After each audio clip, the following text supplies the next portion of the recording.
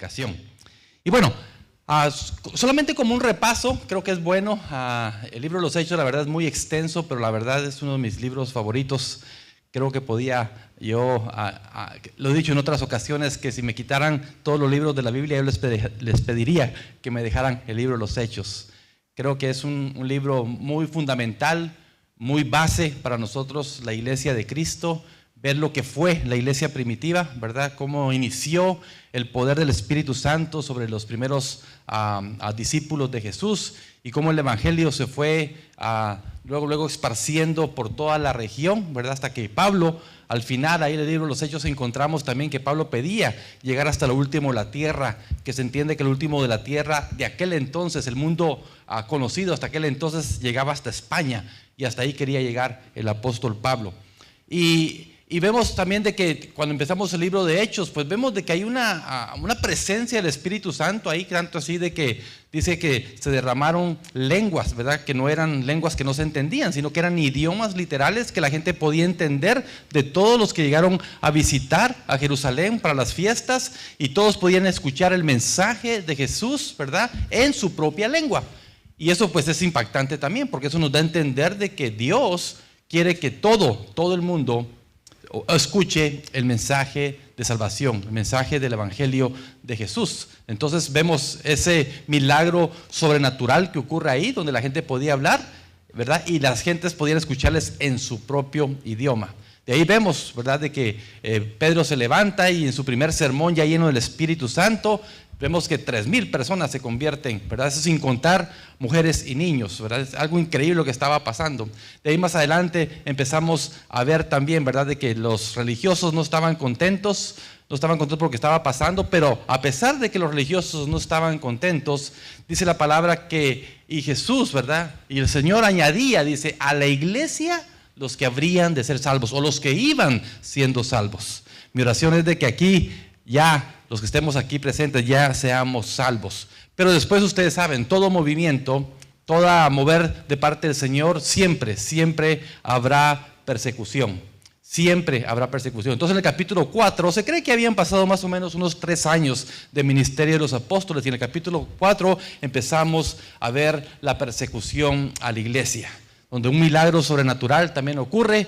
Pedro y Juan, ¿verdad?, van a la hora de la oración al templo, y ahí hay un hombre que estaba cojo de nacimiento, y el milagro sobrenatural ocurre, y a pesar de que era un milagro, ¿verdad?, un beneficio para alguien que fuera sano, pues los líderes religiosos se levantan en contra de Pedro y Juan y les dicen, no prediquen sobre ese nombre. Pero ellos ya llenos de valentía, dice, ¿verdad?, es necesario obedecer a Dios antes que a los hombres, y eso les da para que ellos pasaran una noche en la cárcel.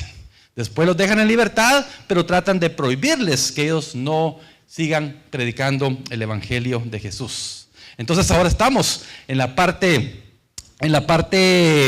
segunda de este capítulo 4 del libro de los Hechos, que es del versículo 23. Vamos a leer del versículo 23 al 31. Y dice así la palabra del Señor. Lo voy a leer primeramente porque quiero que ustedes tengan el contexto de lo que vamos a estar hablando esta mañana. Los creyentes piden confianza y valor. Hechos capítulo 4 versículos 23 en adelante, y dice eso: y puestos en libertad, ya que los habían dejado libres, y puestos en libertad vinieron a los suyos y contaron todo lo que los principales sacerdotes y los ancianos les habían dicho. Y ellos, habiéndolo oído, alzaron unánimes la voz a Dios y dijeron: soberano Señor, tú eres el Dios que hiciste el cielo y la tierra, el mar y todo lo que en ellos hay. Que por boca de David, tu siervo, dijiste: ¿por qué se amotinan las gentes y los pueblos piensan cosas vanas? Se reunieron los reyes de la tierra y los príncipes se juntaron en uno contra el Señor y contra su Cristo. Versículo 27, porque verdaderamente se unieron en esta ciudad contra tu santo Hijo Jesús, a quien ungiste, Herodes y Poncio Pilato, con los gentiles y el pueblo de Israel, para hacer cuanto tu mano y tu consejo habían antes determinado que sucediera. Versículo 29, y ahora, Señor, mira sus amenazas y conoce a tus siervos que con todo denuedo hablen tu palabra. mientras extiendes tu mano para que se hagan sanidades y señales y prodigios mediante el nombre de tu santo Hijo Jesús. Cuando hubieron orado, el lugar en que estaban congregados tembló y todos fueron llenos del Espíritu Santo y hablaban con denuedo la palabra de Dios. Vaya, qué iglesia, ¿verdad? Entonces hoy mi tema es venciendo la oposición. Y como un subtítulo tenemos la oración transforma. ¿Cuántos creen que la oración transforma? Y miren, iglesia, la verdad es increíble lo que está sucediendo alrededor del mundo. Lo podemos ver en las noticias. Podemos ver lo que está pasando en Israel. A algunos no les gusta que se diga que Israel es como el reloj de Dios. Para mí sí lo es, proféticamente hablando. Entonces, cuando nosotros que entendemos un poco de escatología y lo que entendemos un poco acerca de la profecía bíblica, sabemos que estas cosas es necesario que sucedan. Es necesario que suceda todo esto, pero esto también nos va a nosotros dando más esperanza, porque eso significa que la venida de Cristo está más cerca de lo que nosotros pensamos. Entonces, por un lado, humanamente, no estamos, obviamente estamos en contra de lo que está pasando, niños sufriendo, mujeres sufriendo, hombres sufriendo por daños colaterales, porque la guerra está a flor de piel. Pero la Biblia dice de que habrán rumores de guerra, pero habrán guerras también. Y esto es lo que está pasando allá en Medio Oriente. Pero también nosotros vemos de que las persecuciones, cuando hablamos de nosotros, iglesia, sintámonos bendecidos, porque aún la persecución a nosotros no llega. Aún no llega, por lo tanto tenemos que estar más atentos, ¿verdad? Más con nuestras antenas de bililín, como decía el Chapulín Colorado, ¿verdad? Detectando al enemigo, porque oposición siempre va a haber. Pero usted y yo tal vez estamos viviendo una oposición distinta. No estamos bajo ataque, bajo fuego, ¿verdad? No estamos literalmente como están ahorita allá en Medio Oriente, pero nosotros estamos siempre en oposición, ¿verdad? En nuestros trabajos, con los compañeros de trabajo, estamos en oposición a veces, ¿verdad? Contra nuestros hijos. No siempre tus hijos están de acuerdo contigo, o tu padre nunca siempre estás de acuerdo con tus hijos. De hecho, en el matrimonio, aunque la Biblia dice de que ya no somos dos, sino uno, hay oposición, ¿sí o no? Entonces siempre estamos nosotros en oposición, siempre vamos a estar. Entonces la pregunta es, ¿cómo es que nosotros en medio de la oposición podemos salir adelante? Bueno, y la respuesta está, aunque no te guste la respuesta está en la oración. La respuesta está ahí. ¿Por qué? Porque solamente Dios en su soberanía puede hacer lo que Él quiera, pero nosotros en nuestra confianza que tenemos en Él, entonces nosotros podemos acudir a Él en oración.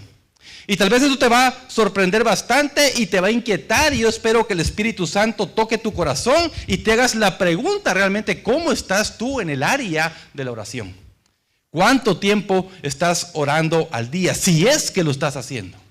Y no quiero que levantes la mano, no te voy a evidenciar aquí, simplemente es una pregunta que a tu conciencia te la tienes que hacer.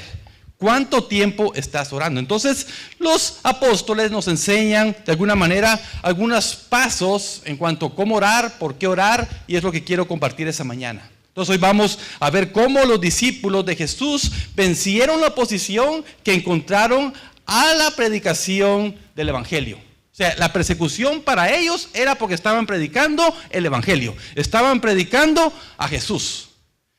Y nuevamente, ahora si me puedes seguir con tu vista ahí en tu Biblia, o simplemente me quieres escuchar, está bien, pero Hechos 4:23, leámoslo nuevamente, dice, y puestos en libertad, vinieron a los suyos y contaron todo lo que los principales sacerdotes y los ancianos les habían dicho. Ellos, habiendo oído, alzaron unánimes la voz a Dios y dijeron. Entonces los apóstoles llegan y les empiezan a contar lo que ellos habían padecido, lo que habían pasado, lo que les habían dicho, ¿verdad? Pero dice que ellos alzaron unánimes la voz y dijeron, ¿verdad? Entonces ya vamos a ver eso. Entonces este texto nos enseña que la forma de enfrentar la oposición no es la confrontación, sino la oración. No es confrontar la oposición, sino a través de la oración. Entonces tú, en tu caso, tú sabes las oposiciones que tú en estos momentos estás teniendo. Entonces la pregunta es, ¿cómo las estás afrontando? ¿Las estás orando o te sale el apellido, te sale el orgullo y tú quieres tomar ahora sí que tus propias manos cómo tú contrarrestar la oposición? Pero aquí los apóstoles nos enseñan de que es a través de la oración. Y eso como que nos incomoda un poco, ¿verdad? Porque nosotros estamos dejando a través de la oración, dejar que Jesús, dejar de que Dios, dejar que el Espíritu Santo se encargue de la oposición que yo pueda estar sufriendo.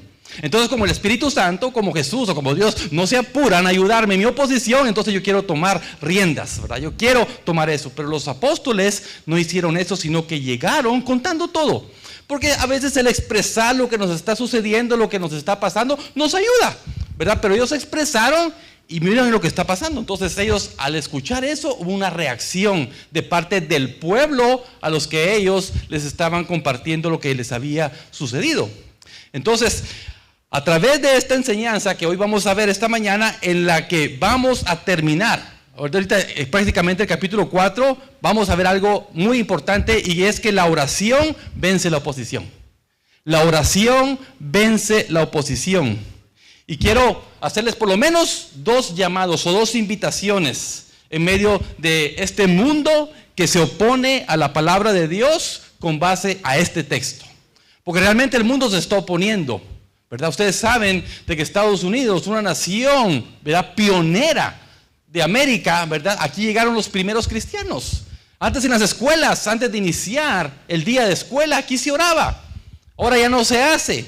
Se quitó la Biblia. Entonces vemos nosotros de que realmente han apartado, esta nación de alguna manera ha apartado, ¿verdad?, su relación con Dios. Pero nosotros, como somos libres y tenemos libre albedrío, entonces nosotros, a pesar de que un gobierno o una nación o una comunidad no haga lo que nosotros sí queremos hacer por la dirección de Dios, hagámoslo, porque es lo que los apóstoles hicieron. Entonces, mi primer llamado es, iglesia, necesitamos orar. Necesitamos orar. Miremos cómo entonces los apóstoles lo hicieron. Primero, ore en común acuerdo. Necesitamos orar en común acuerdo. Yo dije hace un rato, ¿verdad?, de que algo sucede cuando nosotros oramos en comunión, cuando oramos en grupo, cuando oramos como iglesia. Y mire, dijeron ellos, versículo 24, y dijeron: soberano Señor, tú eres el Dios que hiciste el cielo y la tierra y el mar y todo lo que en ellos hay. Yo no sé si ustedes entienden la palabra soberano, pero muchas veces usamos esa expresión, mi Dios soberano. Bueno, la soberanía de Dios es de que Él tiene el poder para hacer lo que Él quiera, como Él quiera, a la hora que quiera y como Él desea hacerlo. Esa es la soberanía de Dios. La soberanía de Dios se refiere al hecho de que Dios tiene el control total del universo.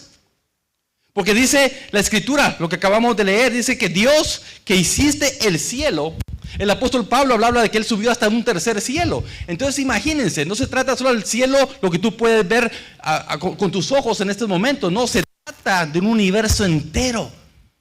Y Dios tiene el control del universo. Dice, tú tienes el control del cielo y de la tierra y el mar y todo lo que en ellos hay.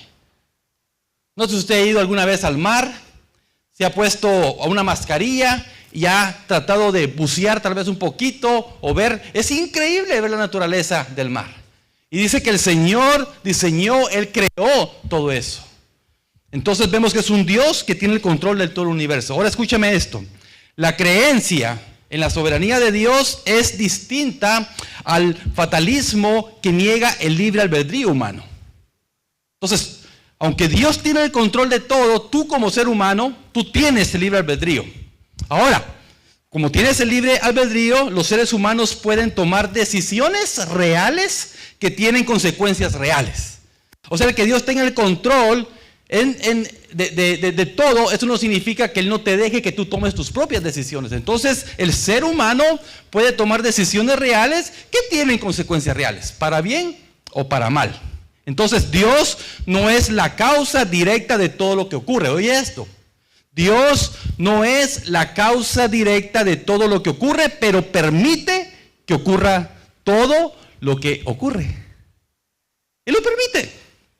Él permite que ocurra. Por eso muchas personas, ¿verdad?, se preguntan por qué. ¿Dónde estaba Dios cuando esto? ¿Y dónde estaba Dios, verdad? ¿Y por qué permitió esto? Entonces la gente no se da cuenta de que aún las consecuencias o cosas que nosotros pasamos, Dios no ha perdido el control. Pero nosotros tomamos decisiones. La maldad está ahí, la maldad se está multiplicando. De hecho, está en la Biblia. Dice, y en los postreros días dice, la maldad se multiplicará, no va a menguar. La maldad se va a complicar cada vez más, va a ser peor. Entonces la maldad se va a aumentar cada vez más. Y por esa maldad que se está aumentando cada día, dice que el amor de muchos se va a enfriar. Yo te aseguro que si hubiera un poco de persecución aquí en Estados Unidos, tal vez este lugar estaría un poco más lleno, las iglesias estarían más llenas. Pero como aún no hay persecución, hay libertad, hay libertinaje, como le quieras llamar, entonces por eso como que nos acomodamos. Pero a veces necesitamos que el Señor envíe un poco de persecución a nosotros para que atendamos a lo que Él está diciendo. Entonces, en última instancia, la voluntad de Dios se va a cumplir, te guste o no. Lo creas o no, la voluntad de Dios se va a cumplir al final de los tiempos. Entonces, algo ocurre, iglesia, cuando nosotros oramos. Yo cuando estaba estudiando este pasaje para compartir con ustedes decía, creo que como iglesia necesitamos hacer por lo menos una media vigilia. Algún día, en alguna casa. Especialmente ahorita que el clima se está poniendo tan sabroso, ¿verdad? Ya como que ahora sí el calor se está yendo. Tal vez un día reunirnos en una casa y orar, clamar al Señor juntos. Sería algo extraordinario poderlo hacer. Una media vigilia hasta las 12 de la noche. Si bien te desvelas viendo una serie de Netflix, checando tu celular, viendo chisme, viendo farándula, creo que iglesia podemos de alguna manera desvelarnos clamando al Rey de Reyes y Señor de Señores. ¿Creen que lo podemos hacer? Casi los obligué a que dijeran el amén. Necesitamos, iglesia, orar. Necesitamos ser una disciplina espiritual en nuestra vida. Necesitamos orar al Señor. Entonces, hay que hacerlo, sí, en conjunto, reconociendo al Dios soberano, que Él tiene el control de todo, pero ellos también oraban recordando la palabra de Dios. Recordando la palabra de Dios. Dice el versículo 25, que por boca de David, tu siervo, dijiste, ¿por qué se amotinan las gentes y los pueblos piensan cosas vanas? Los discípulos recordaron lo que estaba escrito en el libro de los Salmos, capítulo 2. Y nosotros a veces, iglesia, no tenemos palabras que decir, palabras que dar, porque a veces en nuestra oración dices que yo no sé cómo orar, no sé qué decir, tengo miedo a orar, porque no tienes la palabra de Dios en tu corazón. Ellos oraban recordando la palabra de Dios. Y recordaron esta cita que yo se las quiero leer completamente. Quiero leer desde el Salmo 2 y no se preocupen, es un salmo muy cortito, pero se los quiero leer y usted lo puede leer en casa también. Mire lo que dice el Salmo capítulo 2. ¿Por qué se amontinan las gentes? Miren cuánto había escrito este versículo del salmista y años después, miles de años después, recordados por los apóstoles. ¿Por qué? Porque ellos escudriñaban la palabra. Dice, ¿por qué se amotinan las gentes y los pueblos piensan cosas vanas? Se levantarán los reyes de la tierra y príncipes consultarán unidos contra Jehová y contra su ungido, diciendo, rompamos sus ligaduras y echemos de nosotros sus cuerdas. Al que mora en los cielos se reirá. El Señor se burlará de ellos, luego hablará a ellos en su furor y los turbará con su ira. O sea, no se van a salir con la suya, todos los que están negando a Dios, los que no quieren ser reprendidos por su palabra, por sus mandamientos, en aquel día habrá juicio para ellos. Y luego dice el versículo 6, pero yo he puesto mi rey sobre Sión, mi santo monte, y publicaré el decreto. Jehová me ha dicho, mi hijo eres tú. Este es un salmo profético que apuntaba a Jesús. Dice, mi hijo eres tú, yo te engendré hoy. Pídeme y te daré por herencia a las naciones y como posesión tuya los confines de la tierra. Los quebrantarás con vara de hierro, como vasija de alfarero los desmenuzarás. Versículo 10. Ahora pues, oh reyes, ser prudentes, admitid amonestación, jueces de la tierra. Servir a Jehová con temor y alegraos con temblor. Honrad al Hijo para que no se enoje y perezcáis en el camino, pues se inflama de pronto su ira. Bienaventurados todos los que en Él confían. Entonces vemos aquí que hay juicio, pero a la misma vez siempre el evangelio es presentado. Jueces, reyes, Arrepiéntanse, vengan al Señor. O sea, hay esperanza. Mientras el Señor no venga aún por su iglesia, hay esperanza para el perdido. Hay esperanza para todos aquellos que aún no han reconocido a Jesús como su Salvador personal. Pero es necesario, iglesia, que nosotros siempre tengamos en mente la palabra. Les doy un ejemplo. Abraham, se le dijo que en Abraham todas las familias de la tierra iban a ser benditas. Entonces, si tú recuerdas esa palabra, dices, Señor, tu palabra dice, tú le dijiste a Abraham que en él serían benditas todas las familias de la tierra. Señor, yo te pido que mi familia pueda ser bendecida. Yo te pido, Señor, por mis hijos. Yo te pido, Señor, por mi matrimonio. ¿Te das cuenta? Estamos usando la palabra porque ya hay una promesa de parte de Dios que a través de Abraham, todos aquellos que reconozcamos a Dios como nuestro Señor, va a haber bendición. Otro ejemplo, tú puedes orar por tu esposa. ¿Verdad? Se está portando mal tu esposa, se está portando mal tu esposo y te dice, Señor, tú dijiste, Señor, de que ya no éramos más dos, sino que somos uno en ti, Señor. Así que yo te pido, Padre, que mi esposo, mi esposa y yo podamos ser uno, que podamos tener un mismo sentir, una misma actitud hacia ti. Entonces ya estás orando y estás usando la palabra del Señor. ¿Por qué? Porque está ahí en la palabra.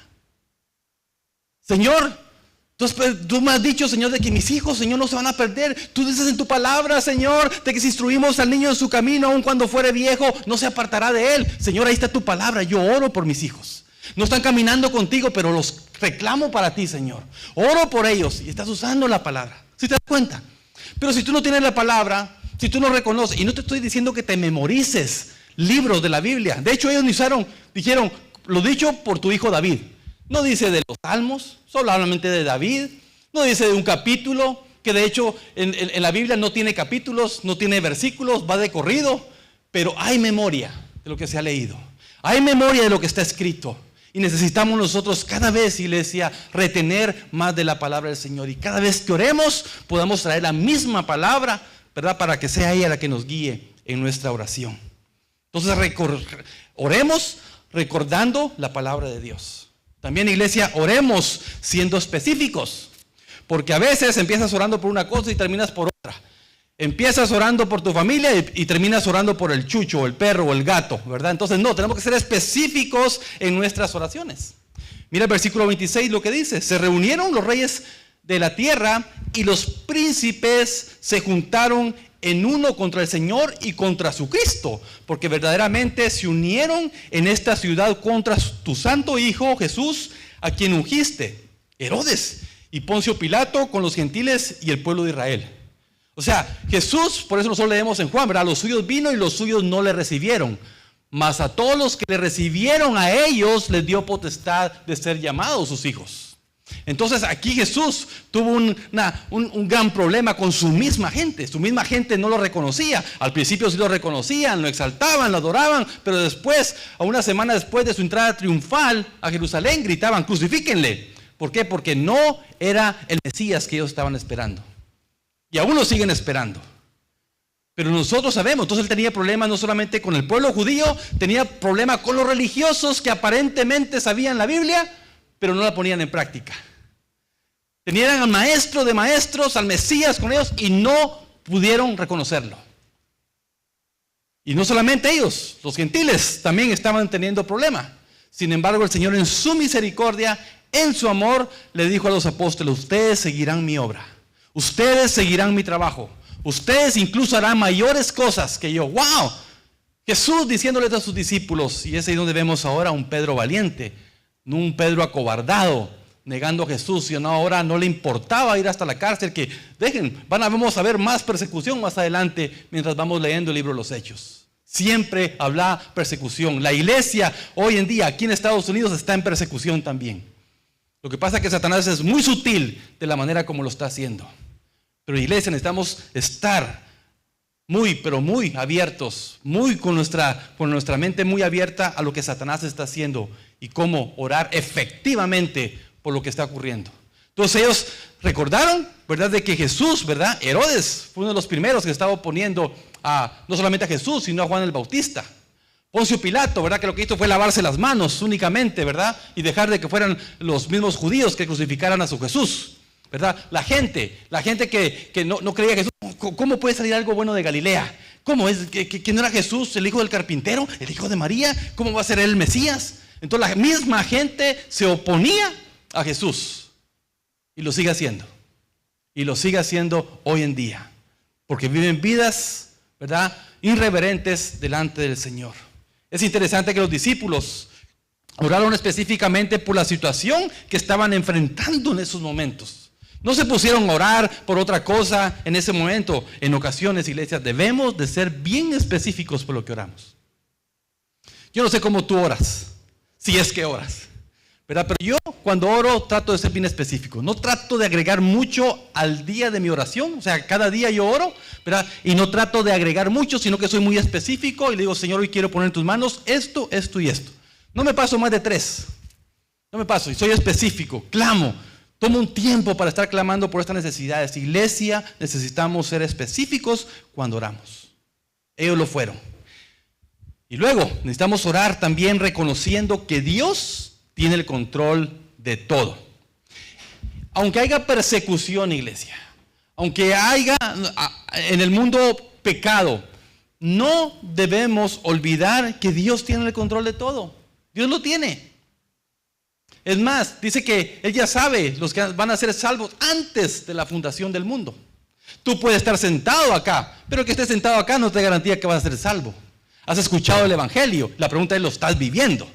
Pero Dios no nos ha llamado a calentar bancas, nos ha llamado a creer, a vivir vidas realmente transformadas. Entonces, no importa lo que esté pasando, no importa la oposición, no importa las guerras, no importa nuestros gobiernos, lo que importa es que nosotros reconozcamos como iglesia de que Dios tiene el control de todo. Y mira lo que dijeron ellos al respecto, versículo 28. Para hacer cuanto tu mano y tu consejo habían antes determinado que sucediera. ¿Has escuchado ese versículo que dice, y los que aman a Dios, todas las cosas les ayudan a bien? Esto es a los que conforme a su propósito son llamados. ¿Has escuchado ese versículo? Bueno, y los que aman a Dios, todas las cosas. ¿Y qué son todas las cosas? Todas las cosas.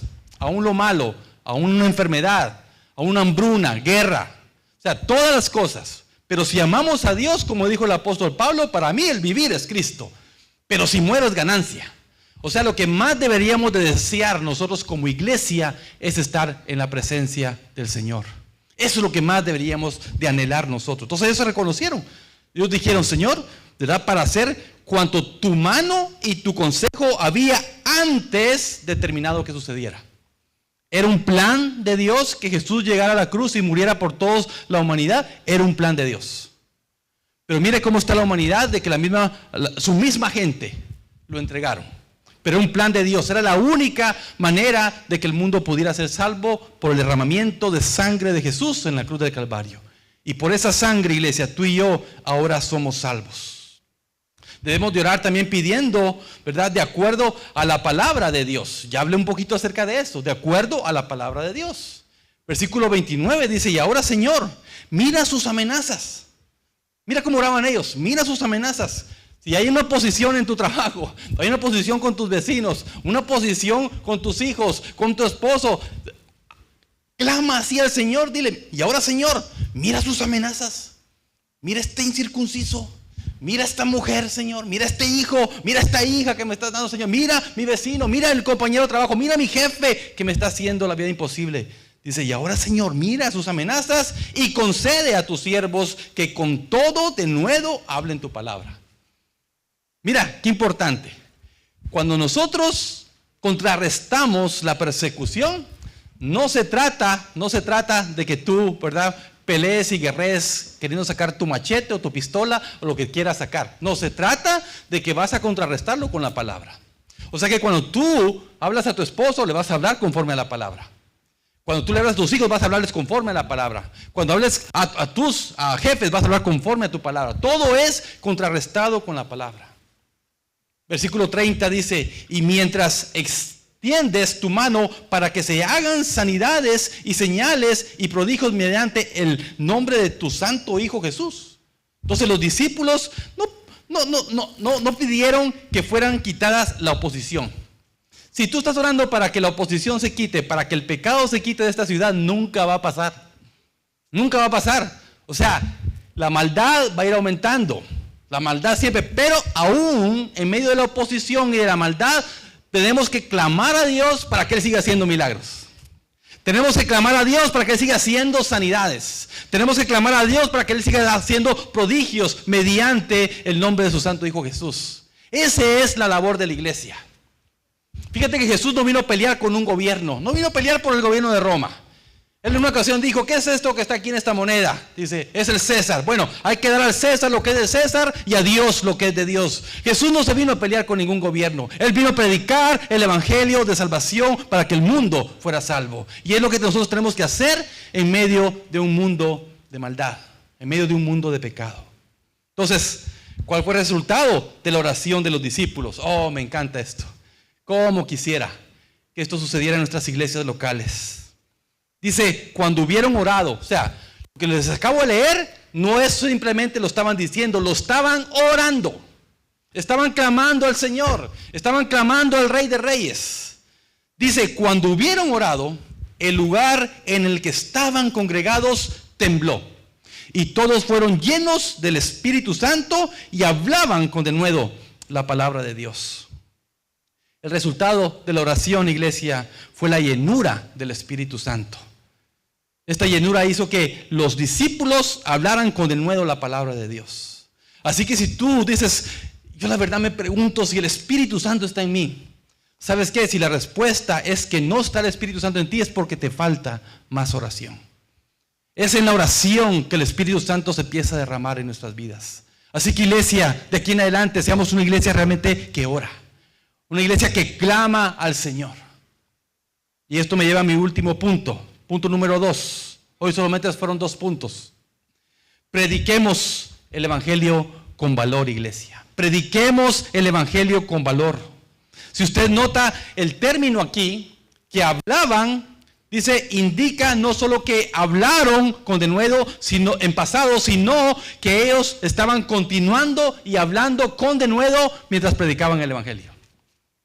Porque a veces queremos vivir de nuestras batallas ganadas en el pasado. Es que yo en aquel tiempo era un adorador tremendo. Es que yo en aquel tiempo era un predicador tremendo. Es que yo en aquel tiempo era un maestro tremendo. No. Deja de vivir el pasado. La iglesia de Cristo vive el presente. Es ahora que nosotros tenemos que seguir proclamando el evangelio de Jesús. Entonces la palabra denuedo tiene un significado. Porque a veces tal vez dice, ¿y qué es denuedo? ¿Y qué significa esa palabra? Si la buscas en el diccionario vas a encontrar que denuedo es valor, es valentía, es energía y es decisión.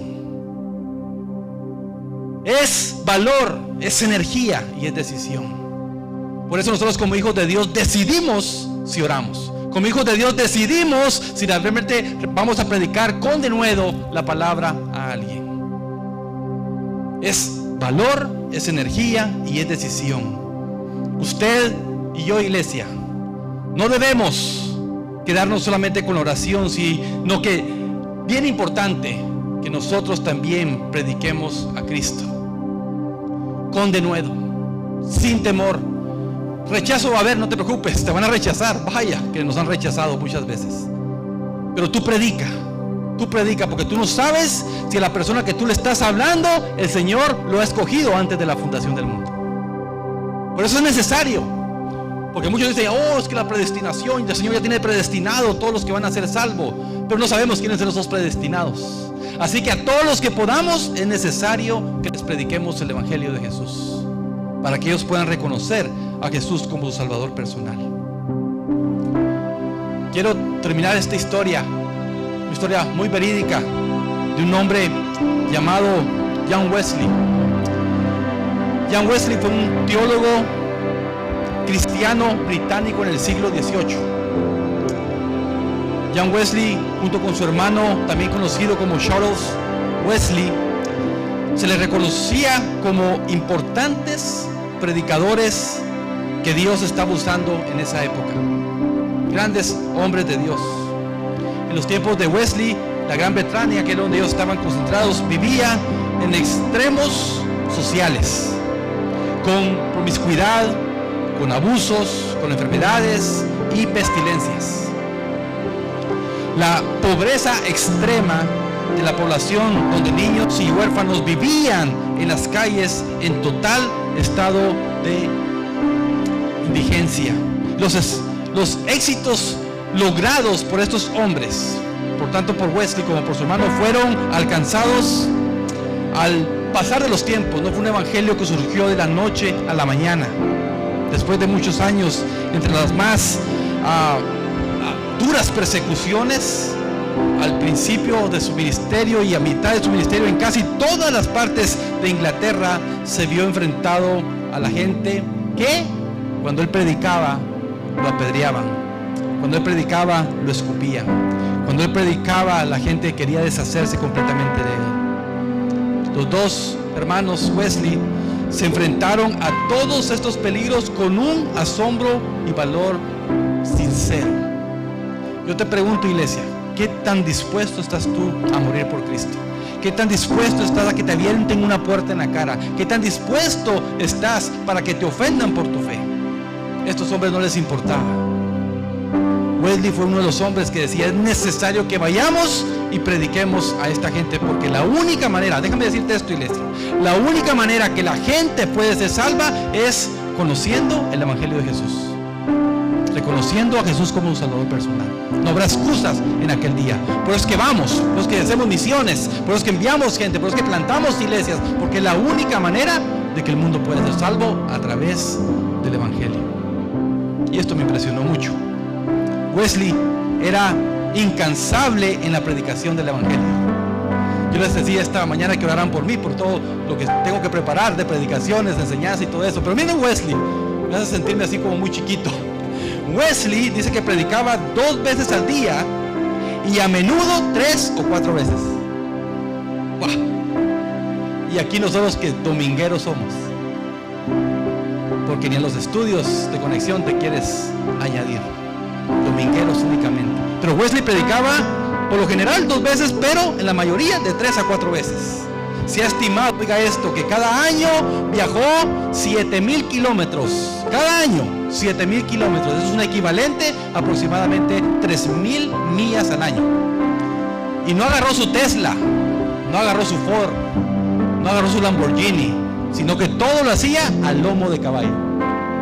Al lomo de caballo.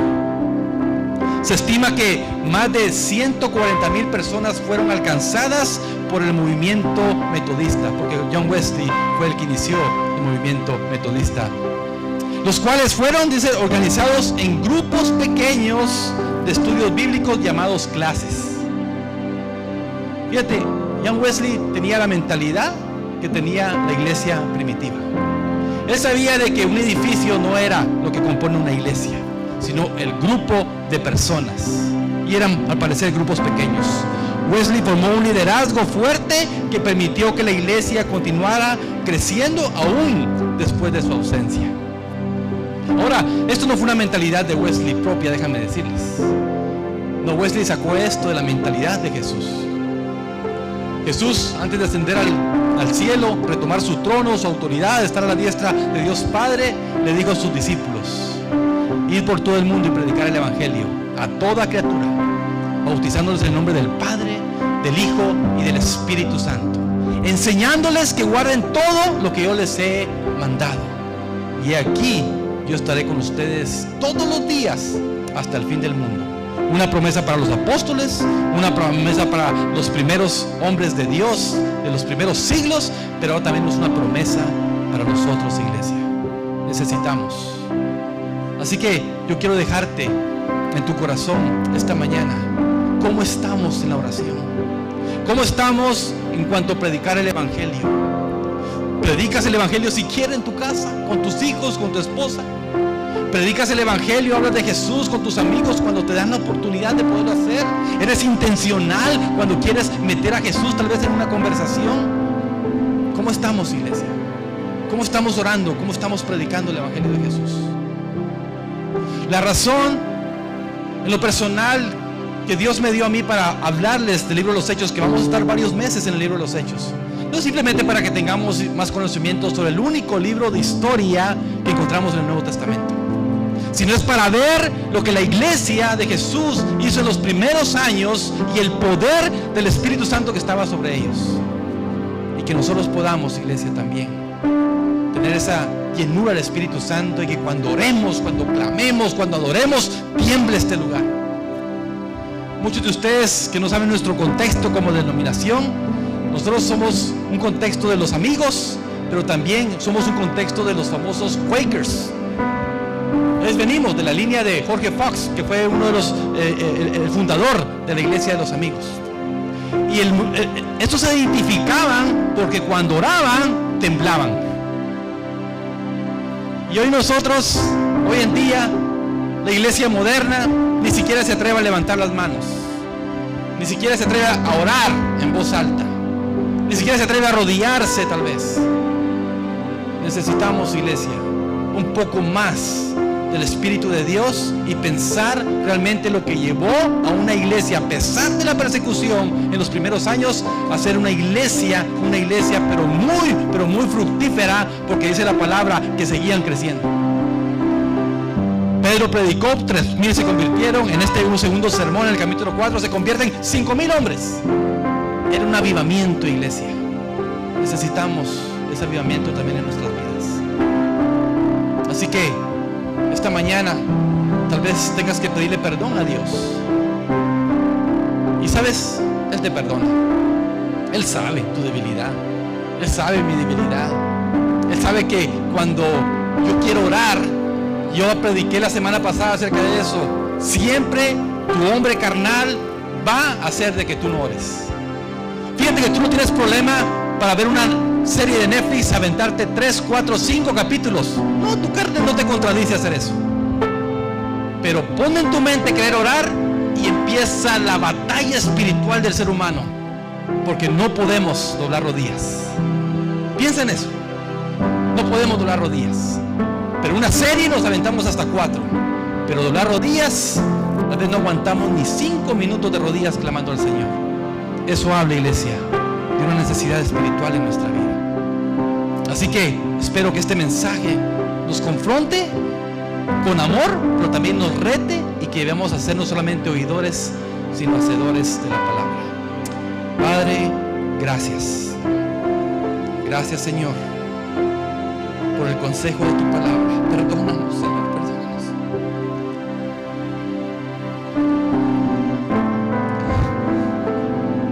Qué chiquito nos sentimos, Señor. Qué pequeño nos sentimos, Señor, hasta esta iglesia.